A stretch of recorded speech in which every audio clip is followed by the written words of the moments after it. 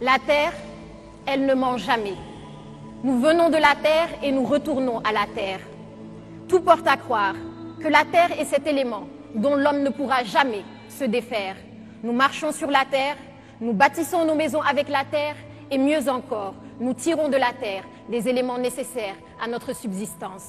L'agriculteur est par définition cet artiste qui façonne la terre afin d'en tirer le rendement le plus élevé tout en maintenant sa fertilité. Un disciple de Socrate disait ceci: l'agriculture est la mère de tous les arts. Lorsqu'elle est bien menée, tous les autres arts prospèrent. Lorsqu'elle est négligée, tous les autres arts déclinent, sous terre et sous mer. Partant de là, permettez-moi de renommer l'agriculture comme étant le 8e art. Ce chiffre 8, lorsque vous le couchez, donne le signe mathématique infini, comme pour dire que l'agriculture est vouée à un bel avenir. Mesdames et messieurs, chers membres du jury, bonjour. Je m'appelle Béatrice Sagna et je suis chargée de vous parler d'une problématique cruciale de développement. Quelle solution pour contribuer à la réduction du déficit de production agricole? Pour ce faire, abordons tour à tour le problème qui se pose, la solution que nous préconisons et enfin l'impact de la solution. Le déficit de production agricole signifie que nous consommons plus que ce que nous produisons.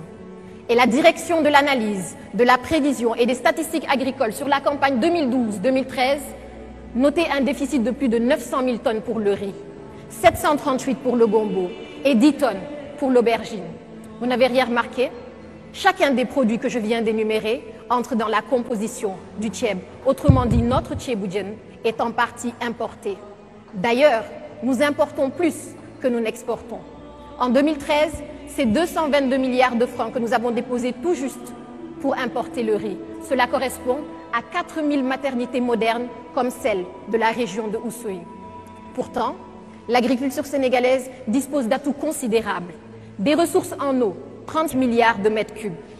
3 800 000 hectares de terres cultivables, correspondant à 5 322 219 terrains de football aux normes de la FIFA. Une population de 14 millions d'habitants, dont les 2 tiers ont moins de 25 ans. Alors comment expliquer ce paradoxe qui existe entre le potentiel d'une part et le déficit d'autre part? Raison pour laquelle, pour mettre en lumière cette mine d'or qui se trouve sous nos pieds, il convient de s'interroger sur une question. Quelle solution pour contribuer à la réduction du déficit de production agricole?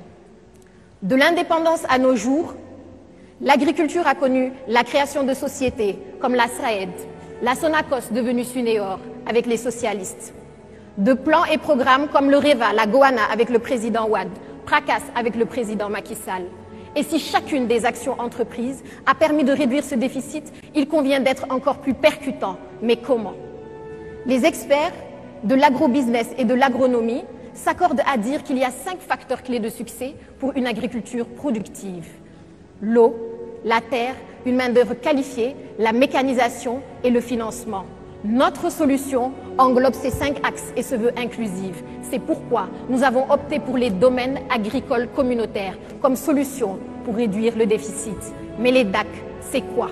Ce sont 10 sites agricoles installés à travers le pays de 1000 à 5000 hectares sur initiative de l'État et sur un horizon de 5 ans. Ils comprennent de vastes étendues de terres dotées d'infrastructures pour résoudre le problème de l'accès aux terres et de la mécanisation, un incubateur d'entrepreneurs agricoles pour booster les qualifications et un pôle de compétitivité économique pour créer de la valeur. Jean-Pierre Senghor, coordinateur du PRODAC, annonçait un financement de 100 milliards pour financer ce programme, parce que l'agriculture aussi est une question d'investissement. Ce montant sera financé par un partenariat public-privé pour le développement de l'agriculture sénégalaise.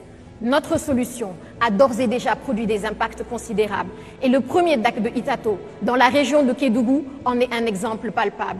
D'un point de vue social, il se traduit par le renforcement de l'identité rurale, un frein à l'exode rural et la réaffirmation de la lutte contre l'insécurité alimentaire, quand on sait que 30% des ménages ruraux au Sénégal sont menacés par l'insécurité alimentaire.